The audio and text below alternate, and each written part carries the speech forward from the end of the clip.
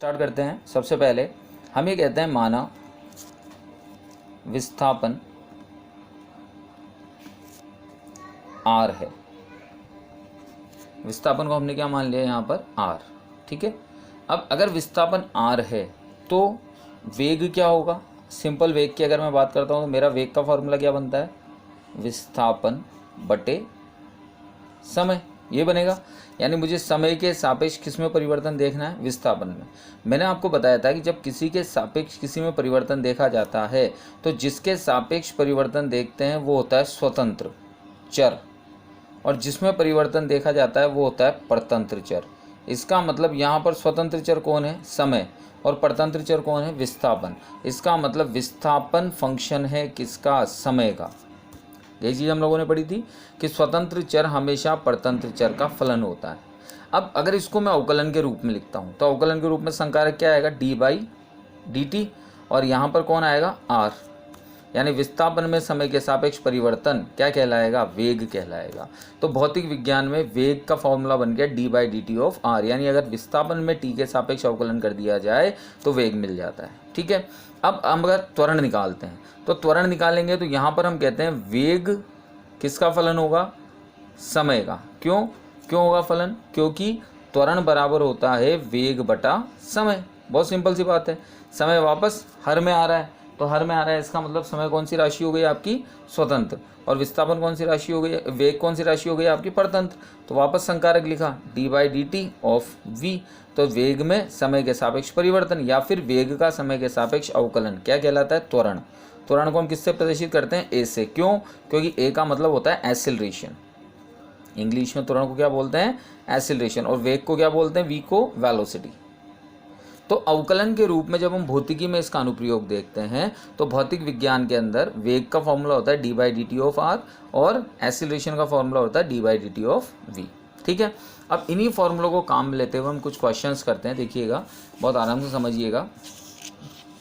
तो पहला क्वेश्चन हम लेते हैं, उठाते हैं यहाँ से फर्स्ट क्वेश्चन आपको कहा गया है कि कोई विस्थापन आपको दे रखा है x equals to 4t square plus 5t plus 5। यह आपको विस्थापन की समीकरण दे रखी है। आपसे कहा गया है सबसे पहले प्रारंभिक वेग निकालिए। क्या निकालिए, वेग। तो अगर हम वेग की बात करते हैं तो वेग का सिंपल सा फॉर्मूला होता है d x by d t. यहाँ पर वेग का फॉर्मूला मैंने d r by d t लिखा था, लेकिन यहाँ आर विस्थापन के रूप में था, यहाँ पर एक्स विस्थापन के रूप में है, तो कोई प्रॉब्लम नहीं है। एक्स की वैल्यू पुट कर देते हैं तो 4t square plus 5t plus 5 put कर दी।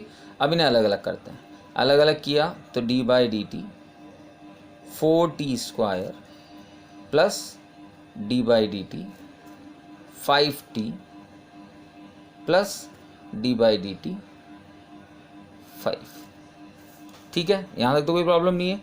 अब इसके बाद देखिए अचर पद कौन है इसमें, 4 बाहर आ जाएगा, 4d by d T T square plus इसमें अचर पद कौन है, 5 बाहर आ जाएगा, D by d T T, और यहाँ पर ये खुद अचर है और अचर का अवकलन क्या होता है, 0, तो ये हो जाएगा 0, ठीक है।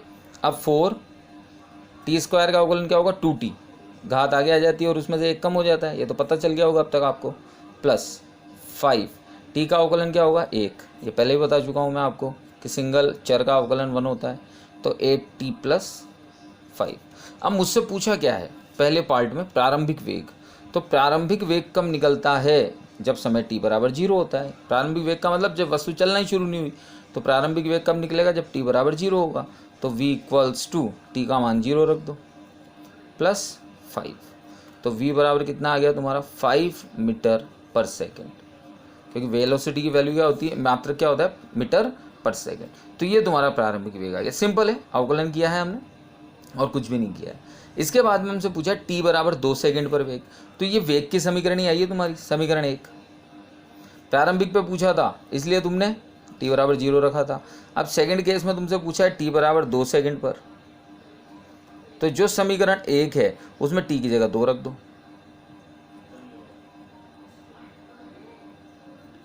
तो ये हो जाएगा 16 प्लस 5 21 मीटर पर सेकेंड, ठीक है। ये यहाँ तक हो गया क्लियर। इसके बाद में आगे बढ़ें। आगे बढ़ने पर हमसे पूछा है त्वरण, तो वही v बराबर त्वरण है, तो v बराबर क्या इक्वेशन थी हमारी वेग की? वेग की इक्वेशन है 8t + 5, तो ये v की वैल्यू रख दी मैंने 8t + 5। त्वरण निकालना है, त्वरण निकालना है तो d/dt ऑफ v, ये होता है त्वरण का फॉर्मूला 8t + 5। अलग अलग कर लो इसको, 8 बाहर निकाल दिया, d/dt 8 बाहर निकाल दिया, d/dt of t plus d/dt of 5।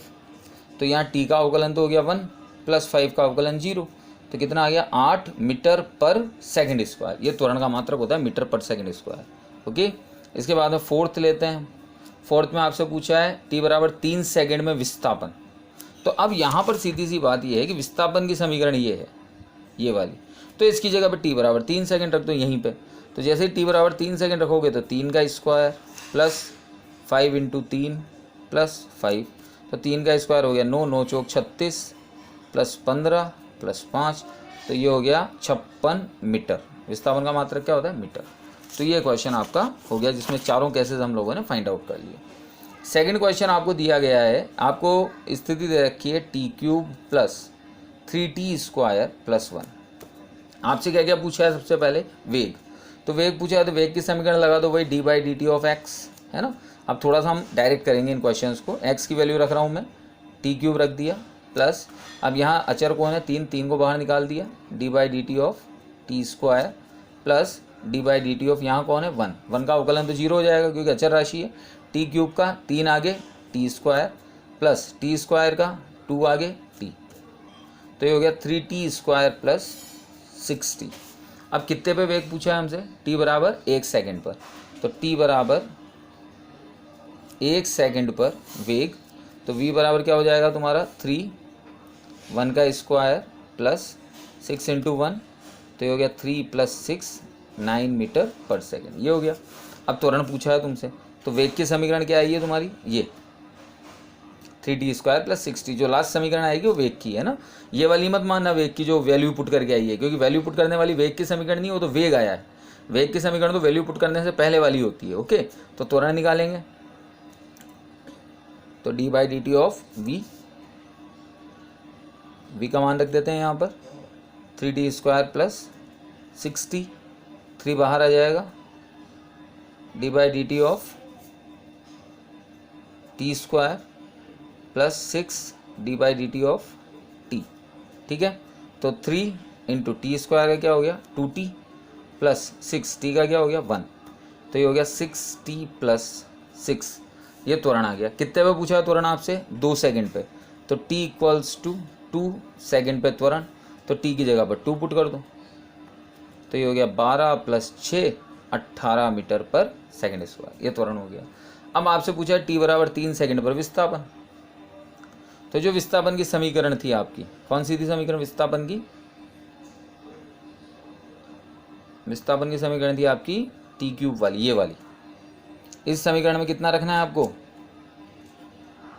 t बराबर 3, तो t बराबर 3 रखोगे तो 3 का क्यूब, डायरेक्ट रख रहा हूँ मैं, 3 + 3 का स्क्वायर प्लस 1, तो ये हो गया 27 + 12 + 1, तो ये हो गया 40 मीटर। ये विस्थापन हो गया। ओके, चलिए तीसरा क्वेश्चन।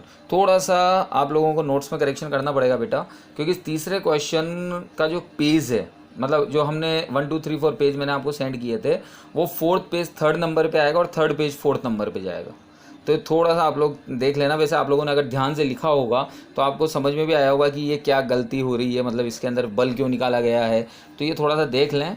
वो थोड़ा बाय मिस्टेक मेरे से ही हो गया कि जो 4th पेज है वो 3rd है और जो 3rd पेज है वो 4th है। ओके, तो 3rd क्वेश्चन हम देखते हैं। अभी मैं यहाँ क्वेश्चन सॉल्व भी करवा रहा हूँ तो उससे और समझ में आ जाएगा आपको।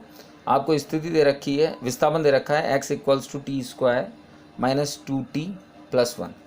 आपसे पूछा है t बराबर 2 सेकंड पर त्वरण। ठीक है, तो a निकालेंगे, v निकालेंगे सबसे पहले, तो क्योंकि वेग निकालना पड़ेगा, डायरेक्ट तुरंत तो निकाल नहीं सकते। तो v निकाल दिया, तो ये d/dt, x की वैल्यू रख दी हमने यहाँ पर t² - 2t + 1। ठीक है, अलग अलग कर दिया इसको, D by d T T square, अचर राशि बाहर आ गई, D by d T T plus D by d T 1, ये आ गया। ठीक है, तो अब यहाँ सीधा सीधा करते हैं, टी स्क्वायर का तो 2t हो जाएगा, टी का 1 हो जाएगा और ये 0 हो जाएगा, तो 2t माइनस 2 बचेगा, तो v आ गया तुम्हारा 2t माइनस 2। ओके, अब a निकालते हैं, तो a वेग का अवकलन कर दो, तो वेग का अवकलन करेंगे तो d by d T 2t minus 2। ठीक है, तो 2 बाहर और minus d by d T 2, तो इस 2 का तो 0 हो गया, t का 1 हो जाएगा, तो 2 मीटर पर सेकंड स्क्वायर। तो इस तरह से यहाँ पर जब हम सॉल्व करेंगे इस क्वेश्चन को तो ये त्वरण निकलेगा। तो ये थोड़ा सा यहाँ करेक्शन करना है बेटा आप लोगों को, वापस मैं रिपीट कर रहा हूँ, 4th नंबर का जो पेज मैंने आपको सेंड किया है वो एक्चुअली में 3rd है और 3rd वाला 4th है, तो नोट्स में थोड़ा सा करेक्शन कर लीजिएगा, अदरवाइज बाद में भी प्रॉब्लम आएगी। ठीक है, इसके बाद में एक क्वेश्चन और है हमारा, तो उस क्वेश्चन को भी देखें ध्यान से। इस क्वेश्चन के अंदर हमें दे रखी है स्थिति, हमें स्थिति दी हुई है, स्थिति क्या दे रखी है देखते हैं। स्थिति हमें दे रखी है x equals to t square minus 2t plus 1। ठीक है, ये हमें स्थिति दे रखी है, सॉरी वेग दे रखा है, वेग इस क्वेश्चन में हमें वेग दे रखा है v बराबर 2t cube plus 3t square plus 10, और आपसे पूछा है बल, तो बल बराबर होता है द्रव्यमान इंटू त्वरण, द्रव्यमान दे रखा है 5 kg, तो अब सीधी सी बात है मुझे त्वरण निकालना है। ठीक है, और t बराबर 4 सेकंड पे निकालना है, कितने पे निकालना है 4 से, अच्छा क्वेश्चन है समझिएगा। तो a बराबर d बाई डी टी, त्वरण निकालने के लिए वेग का अवकलन करना पड़ेगा, तो d by d T, v की वैल्यू रख दी यहाँ पर, तो 2 बाहर निकाल दिया मैंने, अलग अलग कर लेता हूँ मैं यहीं से, t क्यूब, 3 बाहर निकाल दिया मैंने, t स्क्वायर और 10। ठीक है, तो यहाँ पर 2 इंटू 3t स्क्वायर हो गया प्लस 3 इंटू टी स्क्वायर का 2t हो गया और इसका 0 हो गया। ओके, तो ये हो गया 6t स्क्वायर प्लस 60। कितने सेकंड पे पूछा है, 4 सेकंड पे, तो t की जगह 4 रखेंगे, 4 का स्क्वायर 6 इंटू 4, तो 4 चौक 16, 96 प्लस 24, ये हो गया तुम्हारा 120। अब F इक्वल्स टू ma होता है, तो m की वैल्यू तो है 5, a आ गया तुम्हारा 120, तो ये हो गया 600 न्यूटन, क्योंकि फोर्स का वैल्यू क्या होता है न्यूटन, मात्र क्या होता है न्यूटन। तो ये थोड़ा सा चेंज कर लें आप, है ना, ये क्वेश्चन आप कॉपी में भी करेक्ट कर लें, 4th पेज 3rd की जगह आएगा और 3rd पेज 4th की जगह आएगा। ओके बेटा, थैंक यू।